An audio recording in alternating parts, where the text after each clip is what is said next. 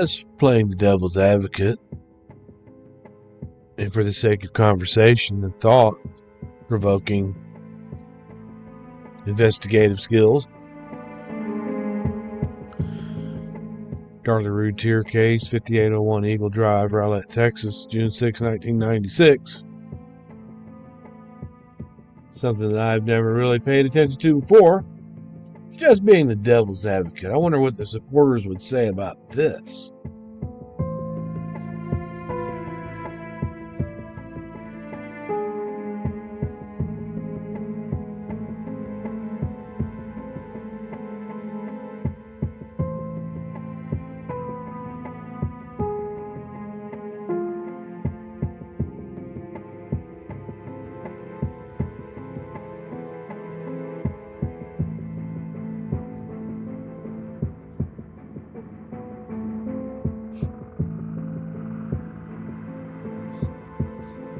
This gives just a little over 2 feet of height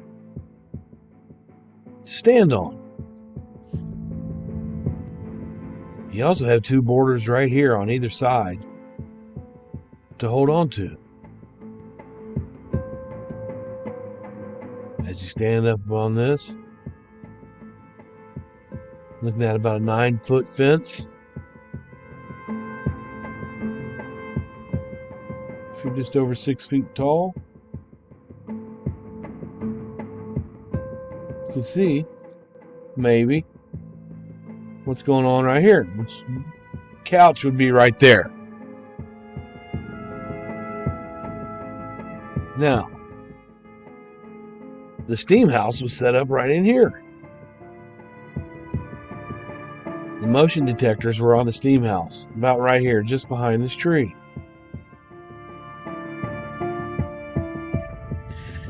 There's speculation as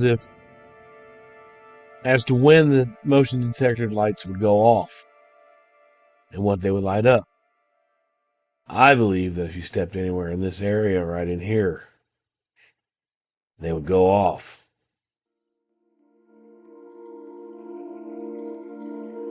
Now,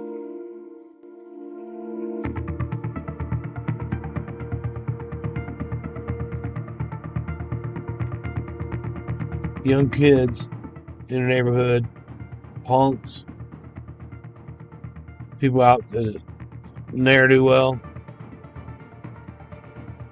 You could literally come up this alley and see you're totally hidden right there. Really, nobody can see you. There's no, like, if you are, instead of going inside of the gate, step up on this, lift yourself over using that, come along this end. Now, if you look over here, in this corner is also another good area. Now, I don't know if this is the same fence from back then, but it's got 3 steps on it.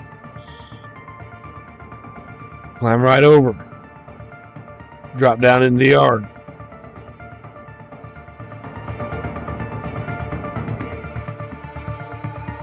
Now, see this tree right that's right here?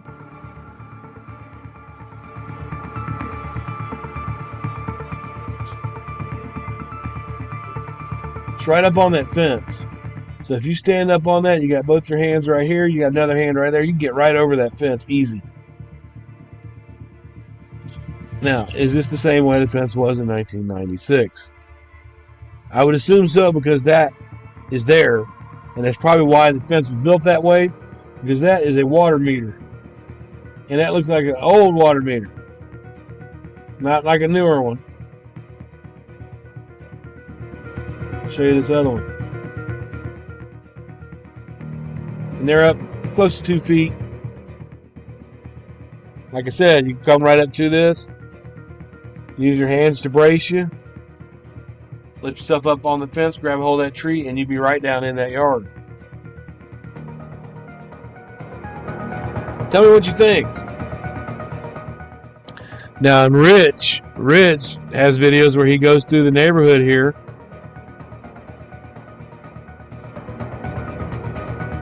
He talks about how easy it would be for an intruder to escape out that front door right there.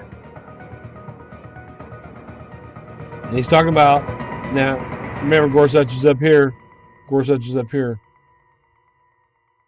But there is a through, right through to the back alley. Right here between these two houses. Right there.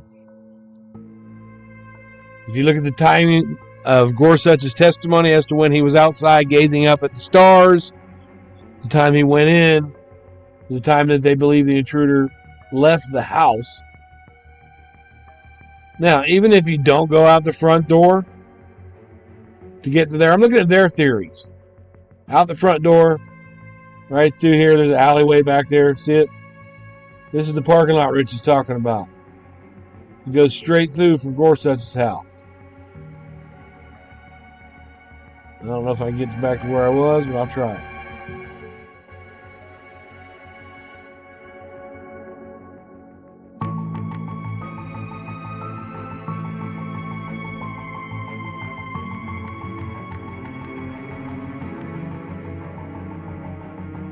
You see how it went right through there, right to that. Now that. So let's guesstimate the times where Mr. Gorsuch came home late from work and he parked his truck right here. He stood there about 5 or 10 minutes. Take a look at the timing. Is it possible that someone could have jetted out this front door? As Waddell was coming this way, they were going that way. When did Gorsuch first see Officer Waddell coming down the street?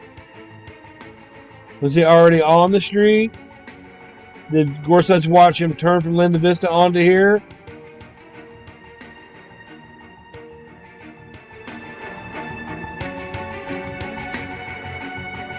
Some things to think about.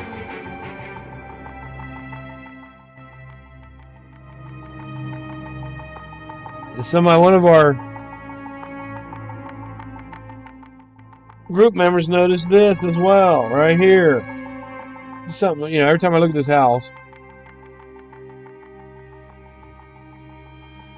that's not a reflection. That's a tear or a burn. And the reason I know that it's not a reflection from the Google camera car is because each way that you move, it stays the same. What is that? But again, if somebody's out just going through the night, looking to see what kind of trouble they can get into. But the thing about it being random, because this is this is a good way to get over that fence. But based on FBI profiler Alan Brantley, he felt that it was a passion killing, that the boys were the target. And a lot of people think, the support side, they say that, oh, she made some people mad, and, Darren was into this, and Darren was into that. This would only be good in a theory of a random person.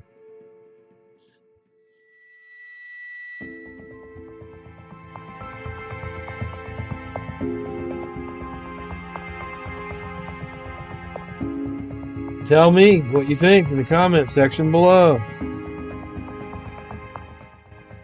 Police are tracking down new leads after a man broke into a Rowlett home and left obscene pictures behind. This man broke through the window of a house on Eaton Drive last Wednesday. News 8's Sebastian Robertson is live for us in Rowlett tonight with more details. Sebastian? Well, this afternoon, police are hoping that DNA evidence left behind and fingerprints may help them identify. Right here, if you take a look right here, this is where Darren and Darlie are walking into the Rowlett Police Department. If you can see, Darren goes around this way, Darlie goes through that way. That's the last place that she ever had any type of freedom, is right here on this sidewalk. Because she walked in to the Rowlett Police Department and she's never been free person since, but you can see her step right there. ID this burglar. Meanwhile, neighbors are staying vigilant, and the crime itself is really about as disturbing as it gets. Now, this happened just about a week ago on Wednesday. A woman got home after work about 6 o'clock, realized her home had been ransacked while she was away. Disturbing pictures and a note left behind. The burglar may have been stalking her. According to Rowlett police, the man got in through an unlocked window. Once inside, he took pictures of himself without clothing on, and he was using the woman's own camera. Police now asking neighbors if anyone caught anything on tape. Looking at all that, we're processing the evidence, and we're hoping that somebody in the neighborhood may have seen him approach or leave. So far, no suspects, but police did release this grainy video. Take a look right here. A man is seen wandering the neighborhood overnight earlier this month.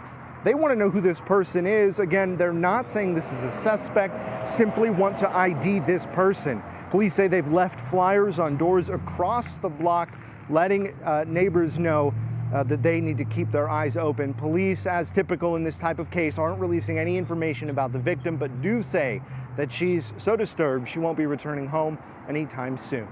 In Rowlett, Sebastian Robertson, Channel 8 News. All right, Sebastian.